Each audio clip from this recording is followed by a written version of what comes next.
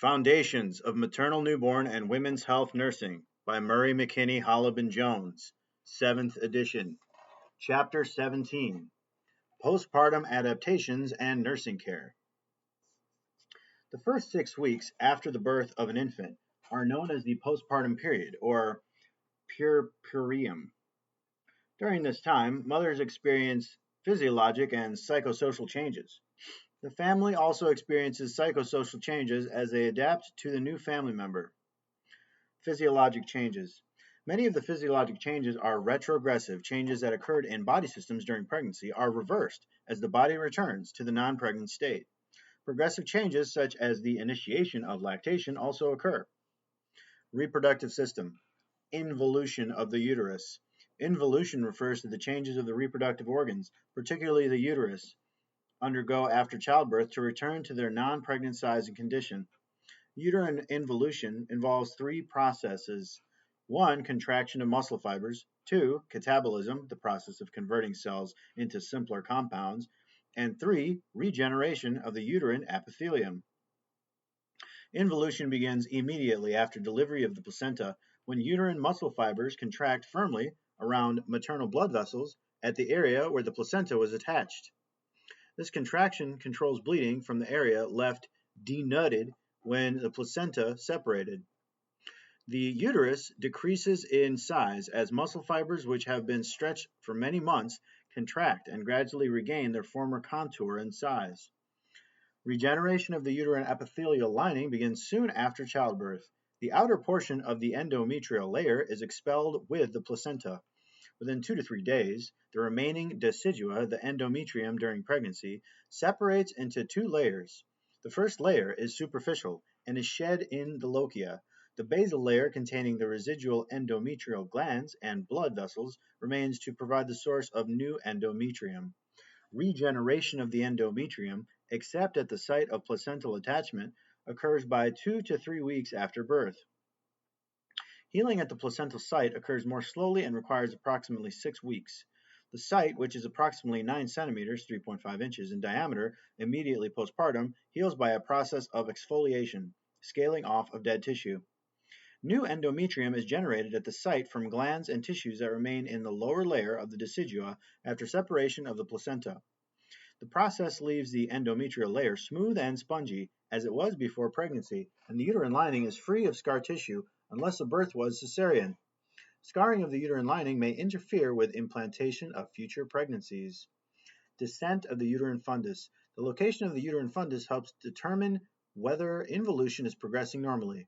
Immediately after delivery, the uterus is about the size of a large grapefruit or softball and weighs approximately 1,000 grams (2.2 pounds). The fundus can be palpated midway between the symphysis pubis and umbilicus and in the midline of the abdomen. Within 12 hours, the fundus rises to approximately the level of the umbilicus. The fundus descends by approximately 1 centimeter, or 1 finger breadth, per day. By the 14th day, it has descended into the pelvic cavity and cannot be palpated abdominally.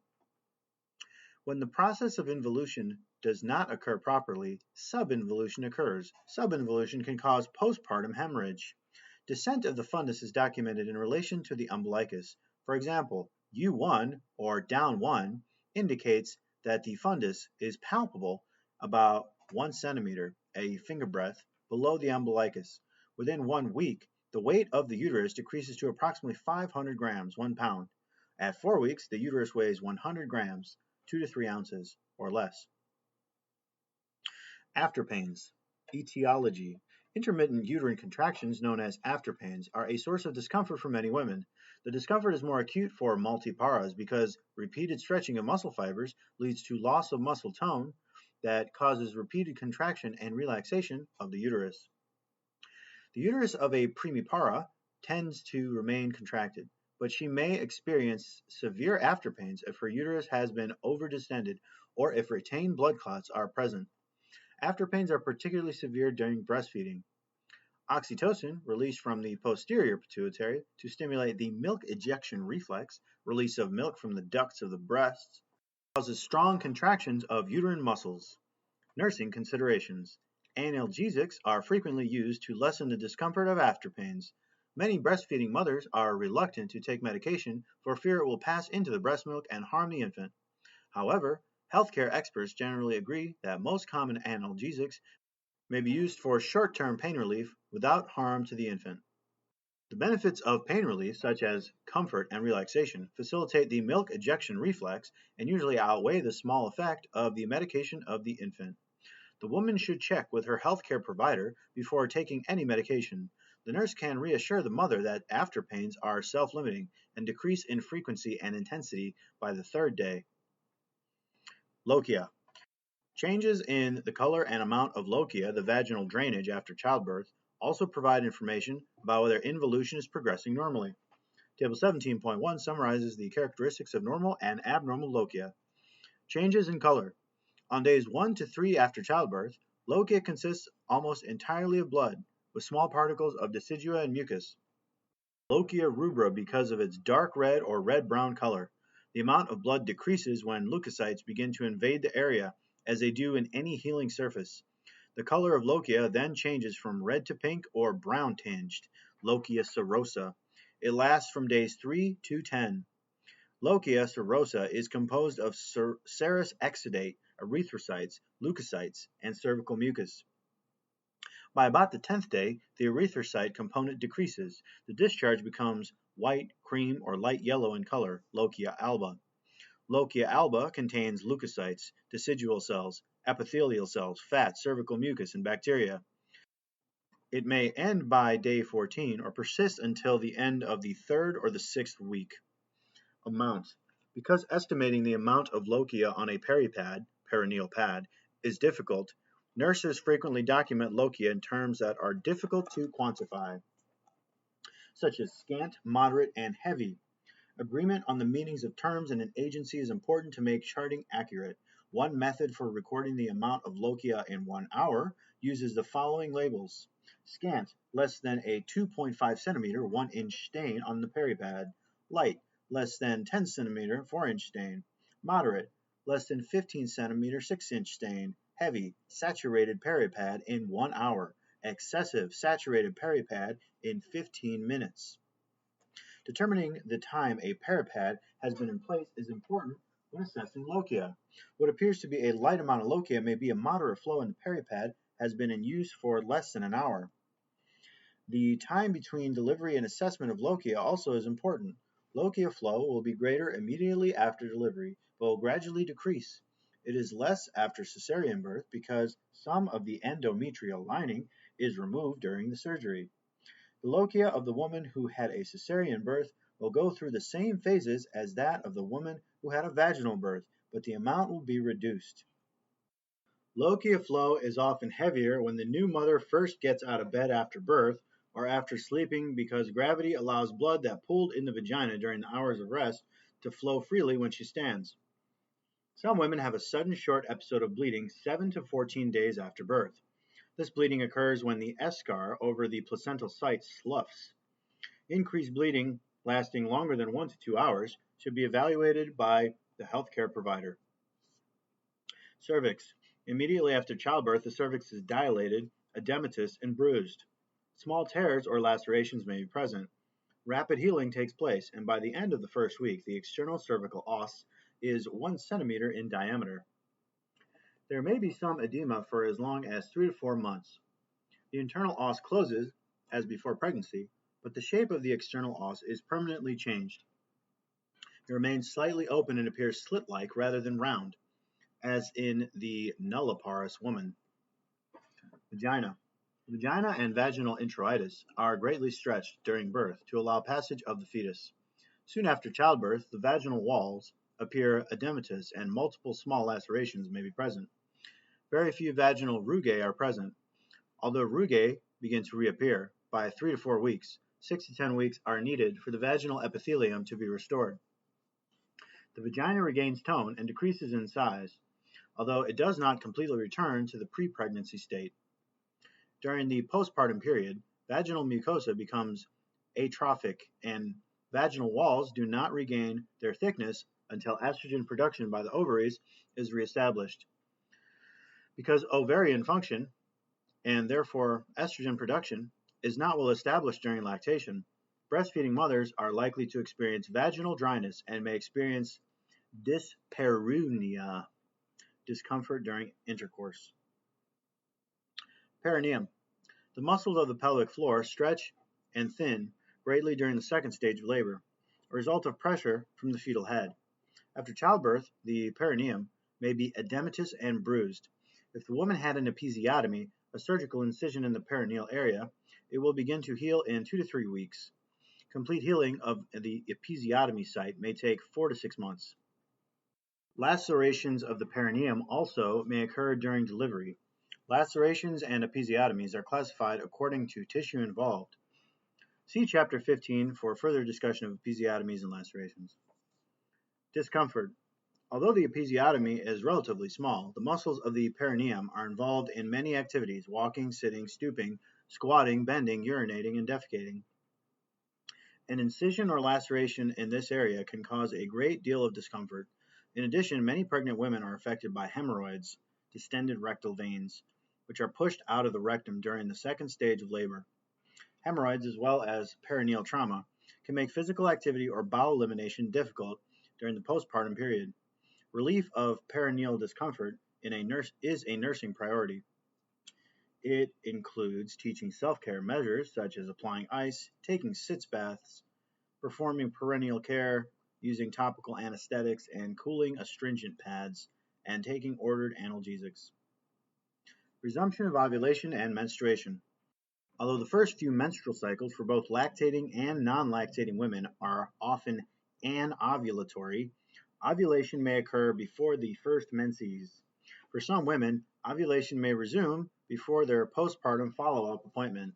Therefore, contraceptive measures are important considerations when sexual relations are resumed for both lactating and non-lactating women. Non-nursing mothers will usually resume menstruation in 6 to 10 weeks. Breastfeeding delays the return of both ovulation and menstruation. Menses usually resumes between 10 weeks and 6 months for these mothers.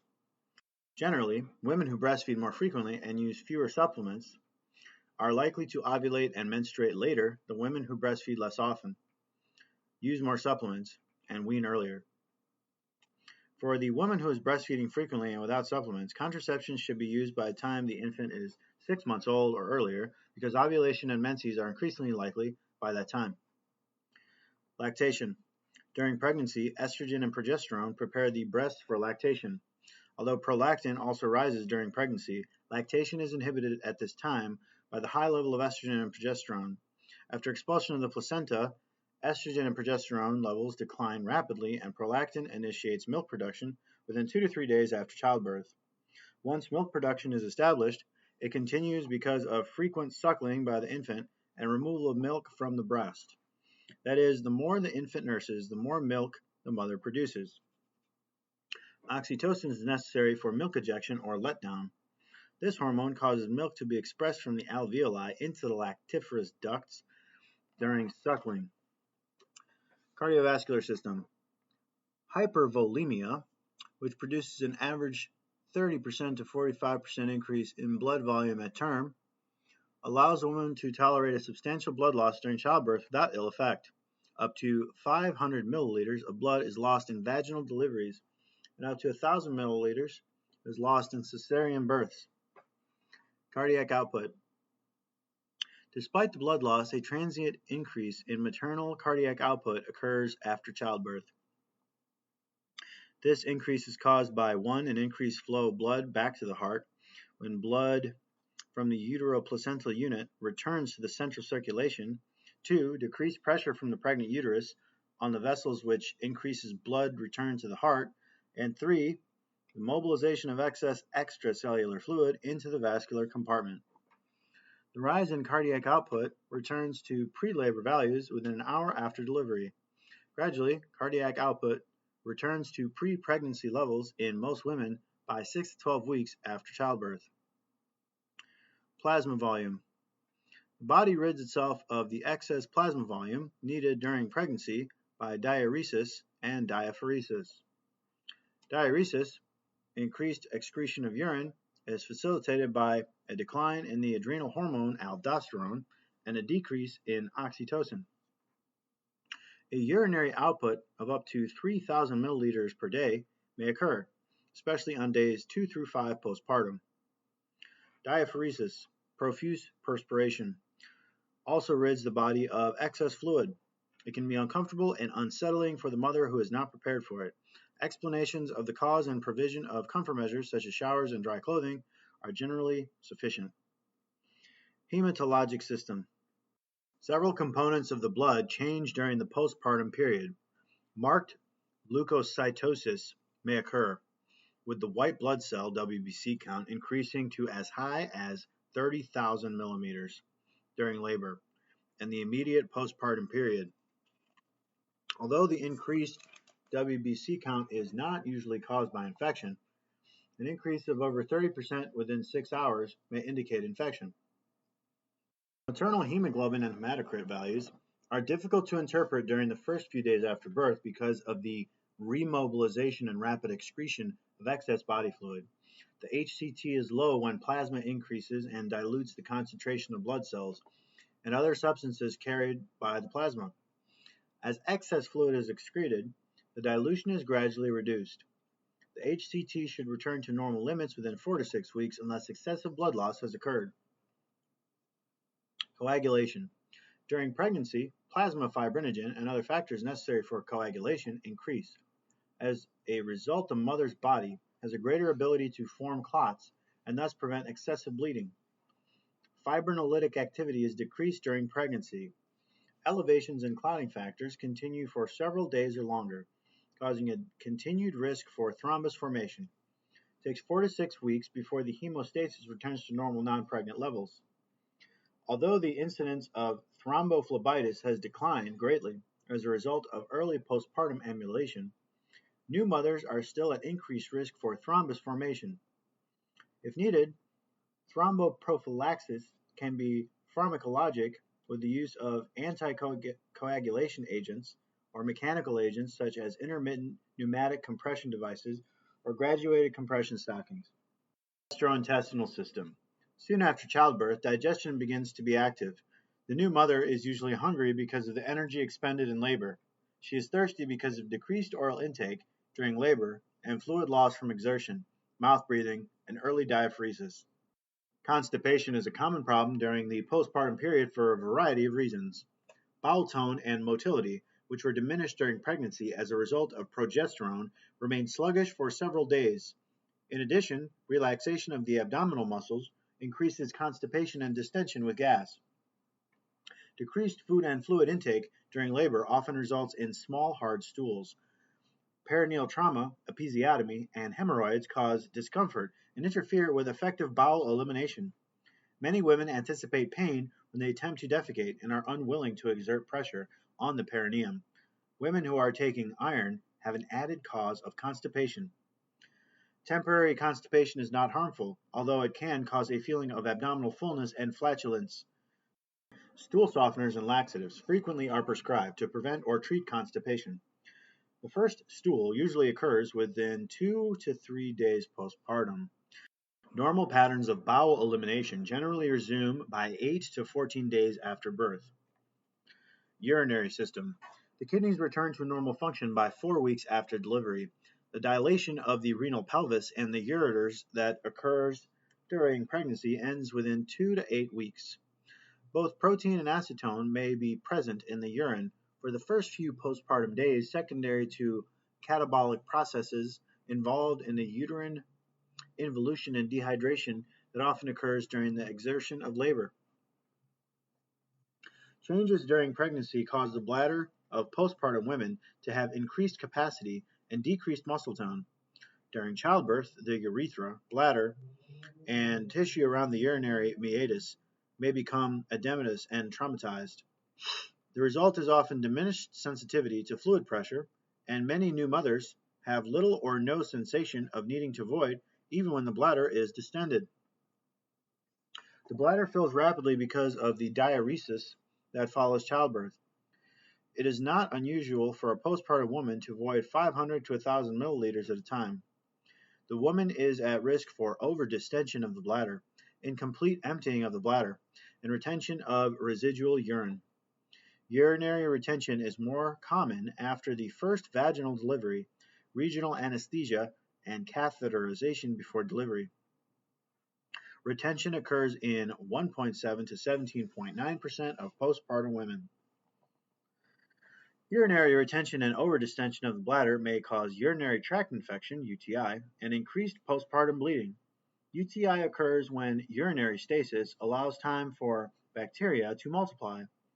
Risk for bleeding increases because uterine ligaments, which were stretched during pregnancy, allow the uterus to be displaced upward and laterally by the full bladder.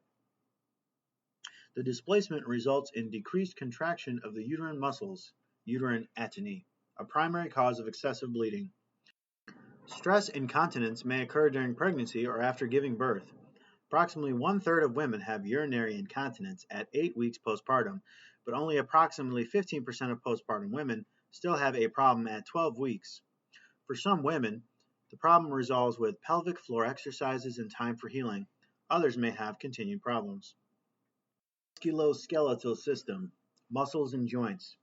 In the first 1 to 2 days after childbirth, many women experience muscle fatigue and aches, particularly of the shoulders, neck, and arms because of exertion during labor. Warmth and gentle massage increase circulation to the area and provide comfort and relaxation. During the first few days, levels of the hormone relaxin gradually subside, and ligaments and cartilage of the pelvis begin to return to their pre-pregnancy positions. These changes can cause hip and joint pain and interferes with ambulation and exercise. The mother should be told that the discomfort is temporary and does not indicate a medical problem. Good body mechanics and correct posture are important during this time to help prevent low back pain and injury to the joints. Abdominal wall. During pregnancy, the abdominal wall stretched to accommodate the growing fetus and muscle tone is diminished. Many women, expecting the abdomen to return to the pre-pregnancy condition immediately after childbirth, are dismayed to find the abdominal muscles weak, soft, and flabby. In addition, the longitudinal muscles of the abdomen may separate, diastasis recti, during pregnancy. The separation may be minimal or extensive, but is usually 2 to 4 centimeters, 1 to 2.5 inches. The new mother may benefit from gentle exercises to strengthen the abdominal wall, which usually returns to normal position by 6 weeks after birth. Integumentary system. Many skin changes that occur during pregnancy are caused by an increase in hormones. When estrogen, progesterone, and melanocyte-stimulating hormones decline after childbirth, the skin gradually reverts to the non-pregnant state. This change is particularly noticeable when melasma, the mask of pregnancy, and linea nigra fade and disappear for many women. In addition, spider nevi and palmar erythema, which may develop during pregnancy as a result of increased estrogen level, gradually disappear. Striae gravidarum, stretch marks, which develop during pregnancy when connective tissues in the abdomen and breasts are stretched, gradually fade to silvery lines, but do not disappear. Loss of hair may especially concern the woman. This is a normal response to the hormonal changes that caused decreased hair loss during pregnancy. Hair loss begins at 4 to 20 weeks after delivery and is regrown in 4 to 6 months for 2/3 of women and by 15 months for the remainder of women. Neurologic system. Discomfort and fatigue after childbirth are common. After pains, an episiotomy, laceration or incision, muscle aches, and breast engorgement may increase a woman's discomfort and inability to sleep. Analgesia or anesthesia may cause temporary neurologic changes, such as lack of feelings in the legs and dizziness. During this time, prevention of injury from falling is a priority. Complaints of headache require careful assessment. Frontal and bilateral headaches are common in the first postpartum week and may be a result of changes in fluid and electrolyte balance. Severe headaches are not common, but may be post-dural puncture headaches resulting from regional anesthesia. They may be most severe when the woman is in an upright position and relieved by assuming the supine position. They should be reported to the appropriate healthcare provider, usually an anesthesiologist. Headache, along with blurred vision, photophobia, proteinuria, and abdominal pain, may indicate development or worsening of preeclampsia. Endocrine system. After expulsion of the placenta, placental hormones such as estrogen, progesterone, and human placental lactogen decline fairly rapidly. High prolactin levels trigger the body to make milk for breastfeeding. In women who are not breastfeeding, prolactin levels return to normal and help regulate the menstrual cycle. Weight loss. Approximately 4.5 to 5.8 kilograms, 10 to 13 pounds, is lost during childbirth. This includes the weight of the fetus, placenta, and amniotic fluid, and blood loss during the birth. An additional 2.3 to 3.6 kilograms, 5 to 8 pounds, are lost as a result of diuresis, and zero point 0.9 to 1.4 kilograms, 2 to 3 pounds, from involution and lochia by the end of the first week. Weight loss continues with the greatest loss during the first 3 months. If the mother's weight gain during pregnancy has not been excessive, she will probably lose all but about 1 kilogram, 2.2 pounds, within a year if she follows a well-balanced diet. Younger women with lower pre-pregnant weight lose more weight and lose it sooner than other women. Many mothers are frustrated because they want an immediate return to pre-pregnancy weight. Nurses can provide information about diet and exercise that will produce an acceptable weight loss without depleting the mother's energy or impairing her health.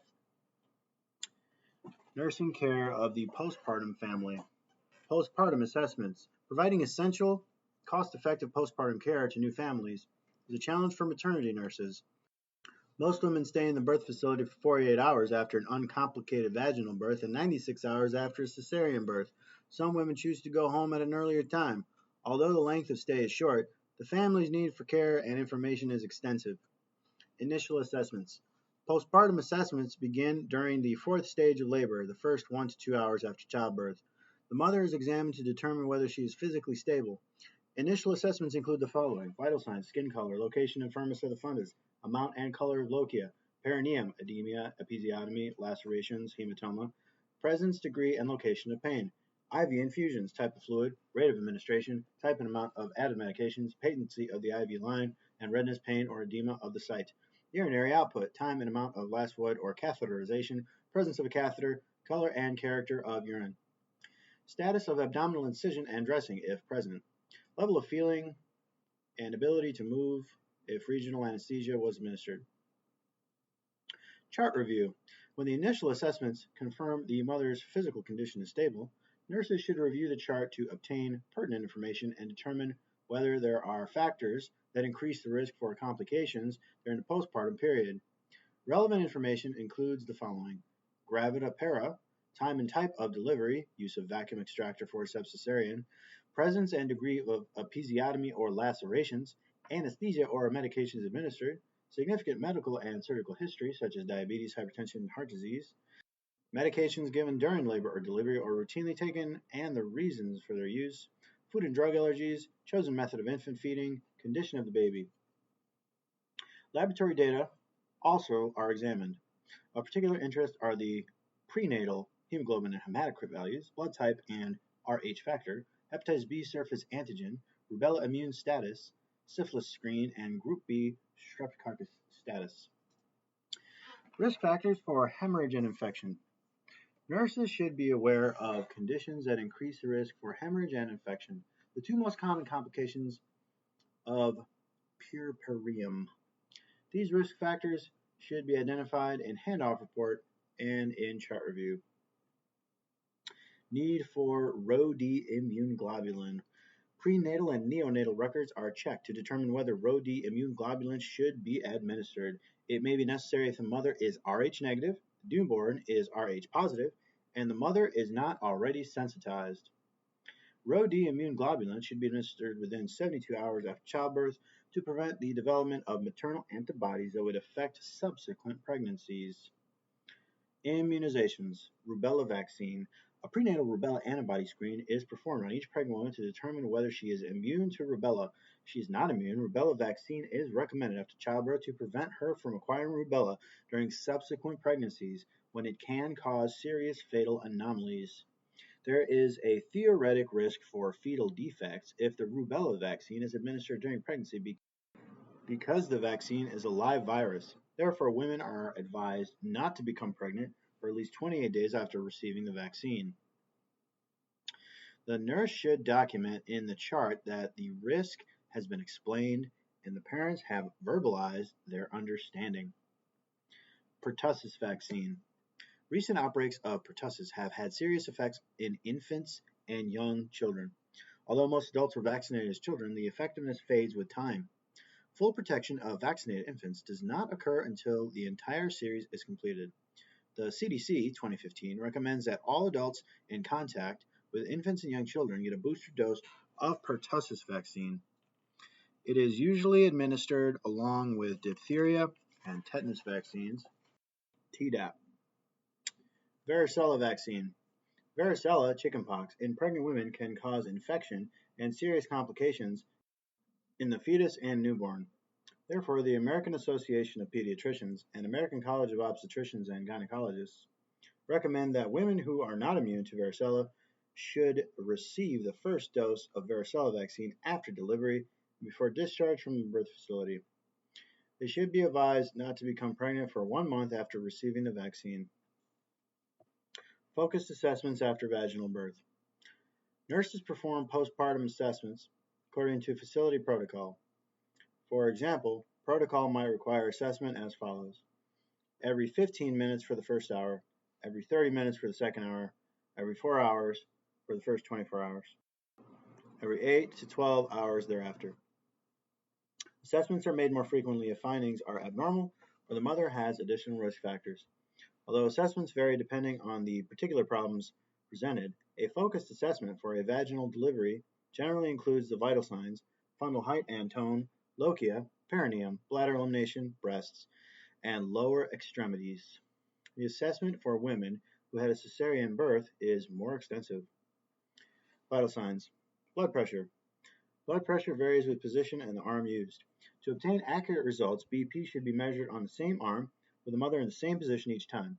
Postpartum BP should be compared with that of the pre-delivery period so that deviations from what is normal for the mother can be quickly identified. An increase from the baseline may be caused by pain or anxiety. If the BP is 140/90 or higher, preeclampsia may be present. A decrease may indicate dehydration or hypovolemia resulting from excessive bleeding. Orthostatic hypotension. After birth, a rapid decrease in intra-abdominal pressure results in dilation of blood vessels supplying the viscera. The resulting engorgement of abdominal blood vessels contributes to a rapid fall in BP of 15 to 20 millimeters mercury systolic when the woman moves from the recumbent position to the sitting position. This change causes mothers to feel dizzy or lightheaded or to faint when they stand. Hypotension also may indicate hypovolemia. Careful assessment for hemorrhage, location and firmness of the fundus, amount of lochia, pulse rate for tachycardia should be made if the postpartum BP is significantly less than the prenatal baseline. Pulse. Bradycardia, defined as a pulse rate of 40 to 50 beats per minute, may occur. The lower pulse rate may reflect the large amount of blood that returns to the central circulation after delivery of the placenta. The increase in central circulation results in increased stroke volume and allows a slower heart rate to provide adequate maternal circulation. Tachycardia may indicate pain, excitement, anxiety, fatigue, dehydration, hypovolemia, anemia, or infection. If tachycardia is noted, additional assessment should include degree of pain, BP, location and firmness of the uterus, amount of lochia, estimated blood loss at delivery, and hemoglobin and hematocrit values. The objective of the additional assessments is to rule out excessive bleeding and to intervene at once if hemorrhage is suspected. Respirations. A normal respiratory rate of 12 to 20 breaths per minute should be maintained. Assessing breath sounds is especially important for mothers who have a cesarean birth, are smokers, or have frequent or recent upper respiratory tract infections or asthma, or are receiving magnesium sulfate. Temperature. Temperature of up to 38 degrees Celsius, 100.4 Fahrenheit, is common during the first 24 hours after childbirth and may be caused by dehydration or normal postpartum leukocytosis. If the elevated temperature persists for longer than 24 hours, it exceeds 38 degrees Celsius, or the woman shows other signs of infection, the nurse should report it to the physician or nurse midwife. Pain. Pain should be assessed along with other vital signs to determine the type, location, and severity on a pain scale. Some new mothers are too excited by the birth of their child to complain of discomfort. Others do not want to bother the nurse or may be from cultures in which complaining is not acceptable. Nurses should remain alert to signs of pain or discomfort. Nonspecific signs of discomfort include an inability to sleep or relax, a change in vital signs, restlessness, irritability, and facial grimaces.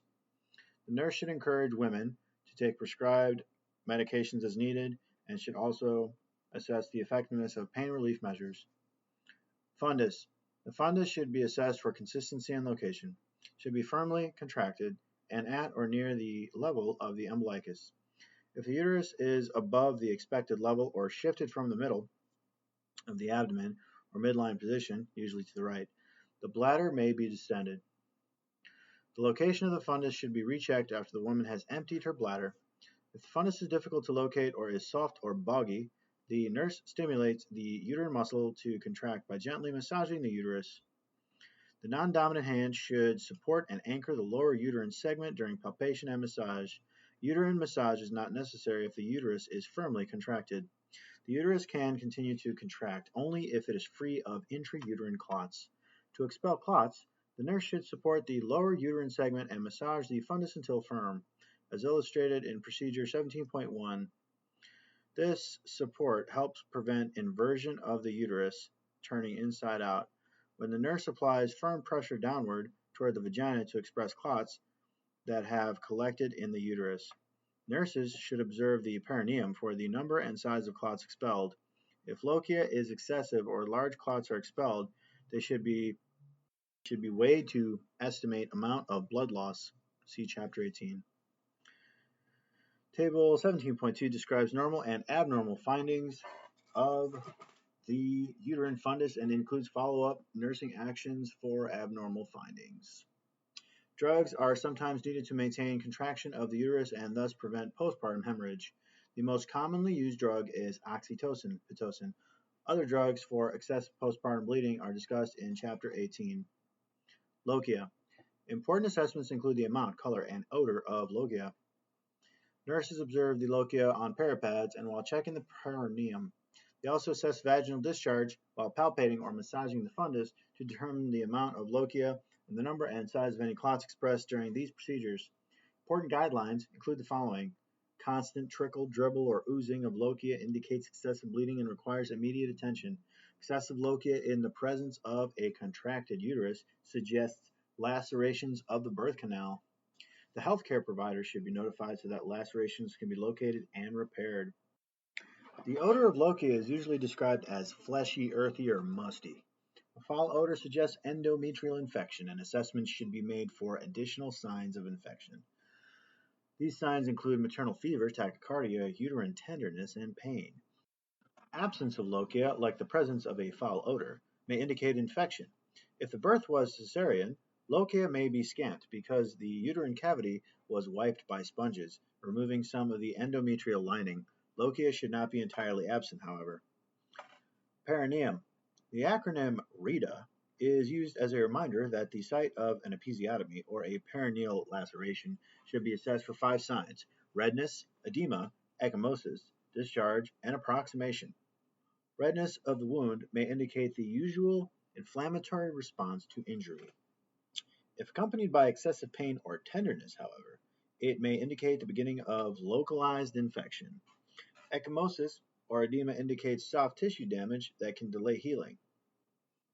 No discharge should come from the wound. Rapid healing requires that the edges of the wound be closely approximated. Bladder elimination. Because the mother may not experience the urge to void, even if the bladder is full, nurses should rely on physical assessment to determine whether the bladder is distended.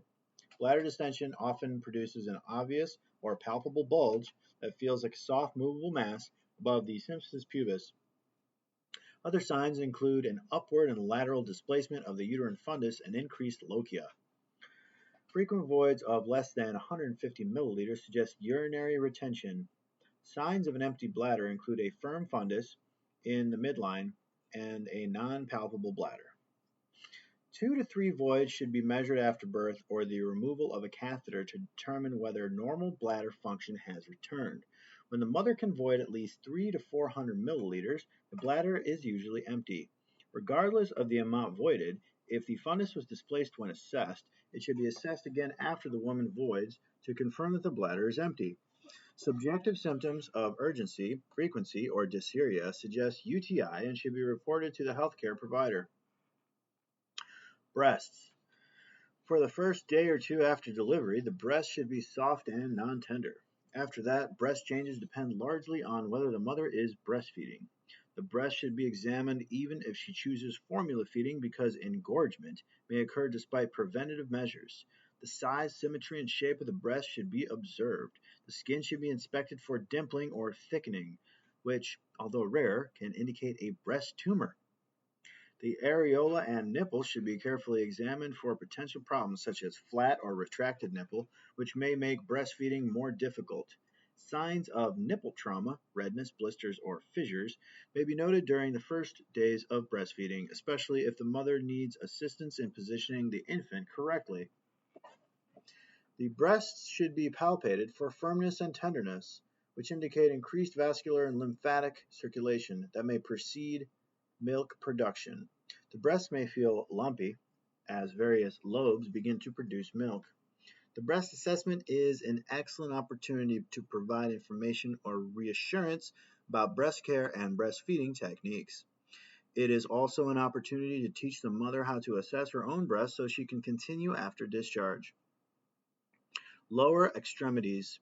The legs are examined for varicosities and signs or symptoms of thrombophlebitis. Indications of thrombophlebitis include localized areas of redness, heat, edema, and tenderness. Pedal pulses may be obstructed by a thrombus and should be palpated with each assessment. Edema and deep tendon reflexes. Pedal or pretibial edema may be present for the first few days until excess interstitial fluid is remobilized and excreted. Diuresis is highest between the second and fifth days after birth.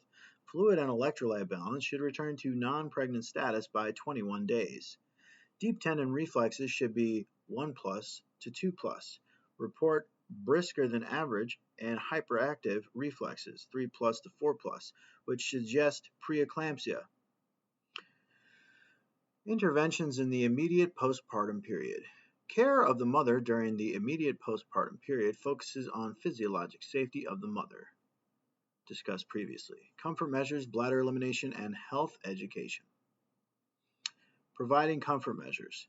Both cold and warmth are used to alleviate perineal pain after childbirth. Ice packs. Ice causes vasoconstriction and is most effective if applied soon after the birth to prevent edema and numb the area. Chemical ice packs and plastic bags or non-latex gloves filled with ice may be used after a vaginal birth. The ice pack is wrapped in a washcloth or paper before it is applied to the perineum. It should be left in place until the ice melts. It is removed for 10 minutes before a fresh pack is applied. Some parapads have cold packs incorporated in them. Condensation for ice may dilute lochia and make it appear heavier than it actually is. Although some women may prefer to use cool gel pads or ice, there is limited evidence of the overall effectiveness of these to relieve pain. And women may need to combine the use of topical applications with analgesia. Care should be taken for women who are still numb from an epidural, as they cannot feel how cold the area becomes. Sitz baths. In some facilities, sitz baths may be offered 2 or 4 times a day to women with episiotomies, painful hemorrhoids, or perineal lacerations or edema. Sitz baths provide continuous circulation of water, cleansing and comforting the traumatized perineum. Cool water reduces pain caused by edema and may be most effective within the first 24 hours. Ice can be added to cool the water to a comfortable level as the woman sits in it. Warm water increases circulation, promotes healing, and may be most effective after 24 hours. Nurses should be sure that the emergency call light is within easy reach in case the mother feels faint during the sitz bath. Women often take the disposable sitz bath container home. They should be instructed to clean it well between uses. Analgesics. Mothers should be encouraged to take prescribed analgesics for after pains and perineal discomfort. Many analgesics are combinations that include acetaminophen. The nurse should be careful that the woman receives no more than 4 grams of acetaminophen in a 24-hour period. Nonsteroidal anti-inflammatory drugs such as ibuprofen are often prescribed because of their anti-inflammatory effects. Perineal care.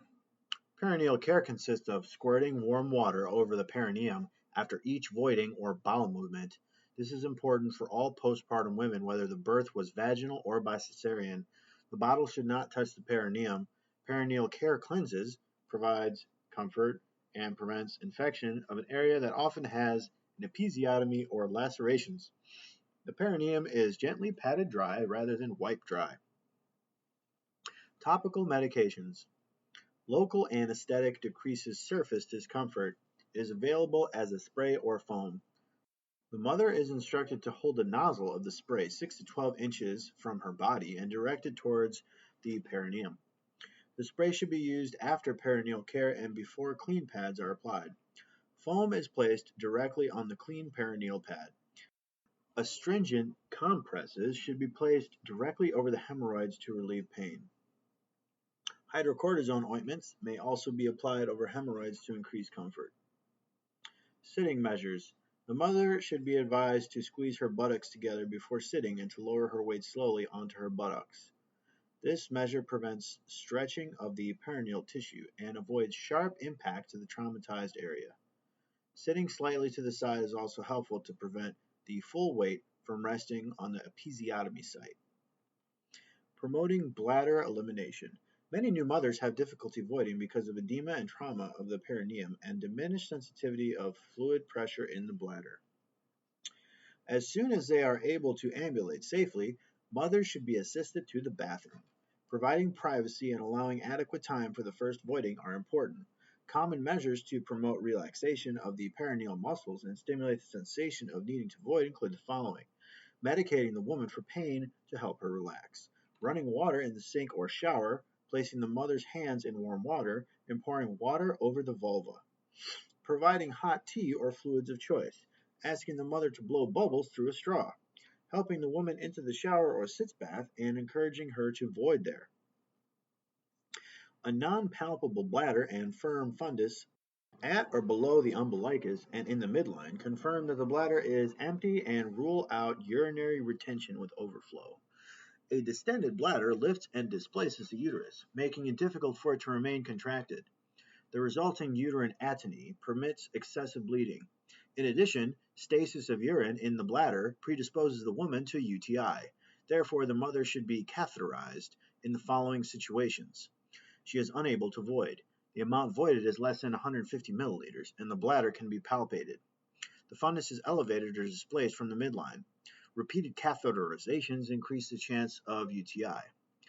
An indwelling catheter may be ordered for 24 hours if edema is excessive or catheterization is necessary more than once or twice. Providing fluids and food. Adequate fluids help restore the balance altered by fluid loss during labor and the birth process. Women should be encouraged to drink approximately 2,500 milliliters of fluids each day. Offering ice water or cold drinks may be culturally inappropriate for some women. Others may prefer hot or room temperature water instead. If a woman is unable to tolerate oral fluids, IV administration may be necessary. Women usually are able to have ice chips soon after cesarean birth. And although protocols vary, most are able to progress to a regular diet in a short time.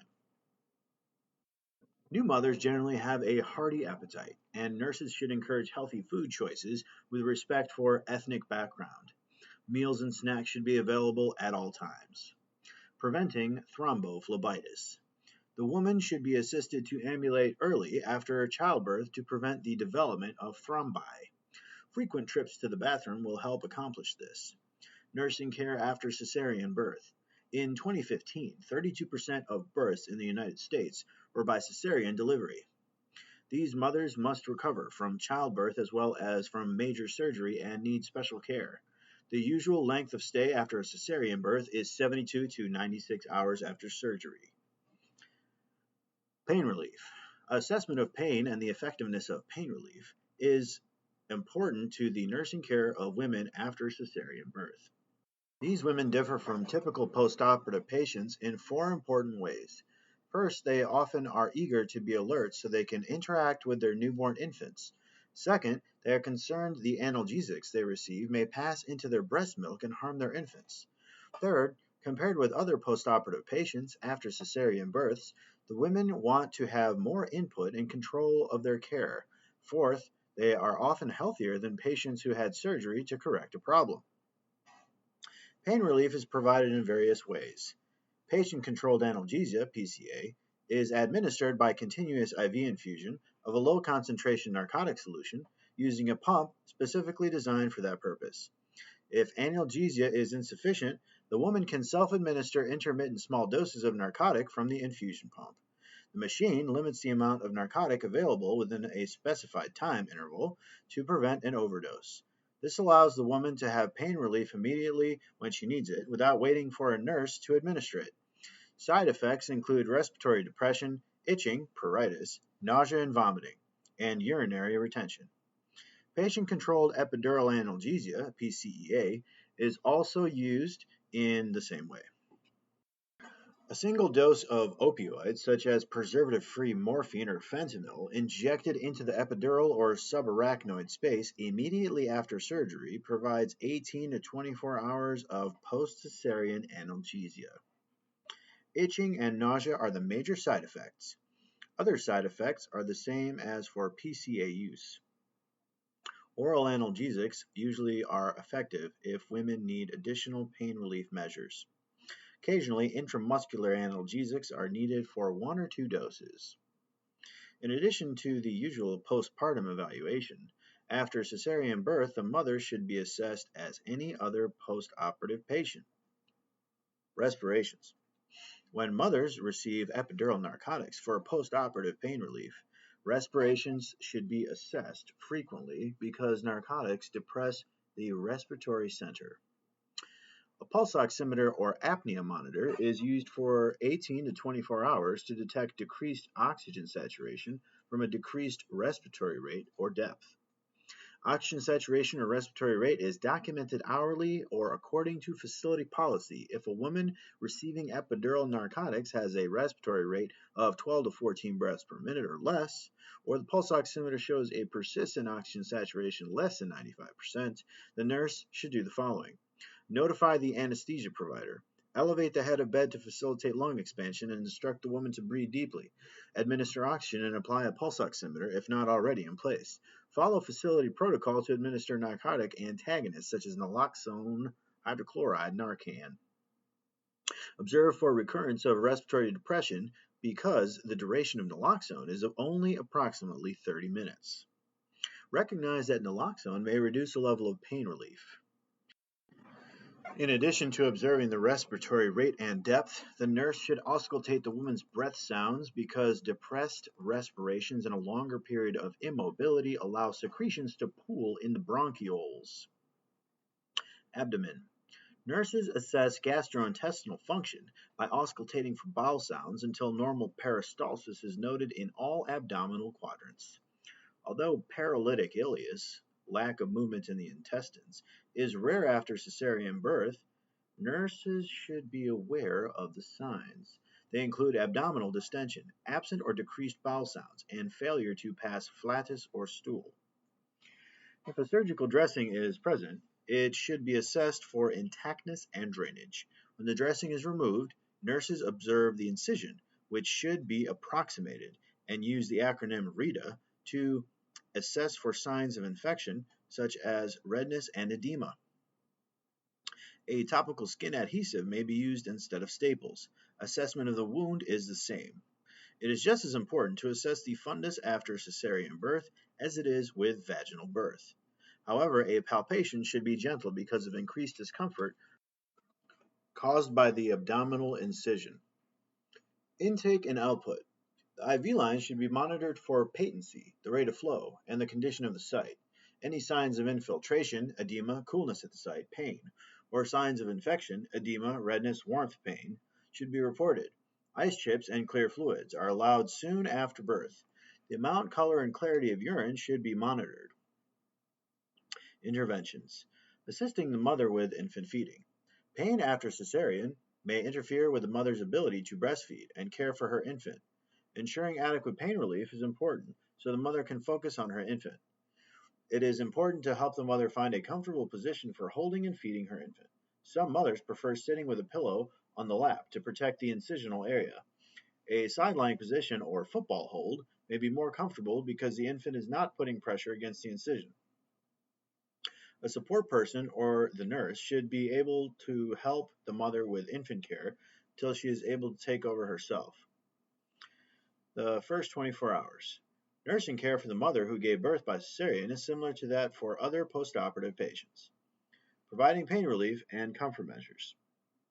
The nurse should determine the need for pain relief on a regular basis. If a woman has a PCA, the nurse should check how often she is using it. The effectiveness of analgesics should be evaluated. Pain relief enhances the woman's ability to increase her activity, help with thrombophlebitis, and promotes attachment with the baby and healing. For women with epidural or spinal opioids, the nurse should continue to assess the respiratory status. Placing a pillow behind her back and one between her knees prevents strain and discomfort when the woman is lying on her side.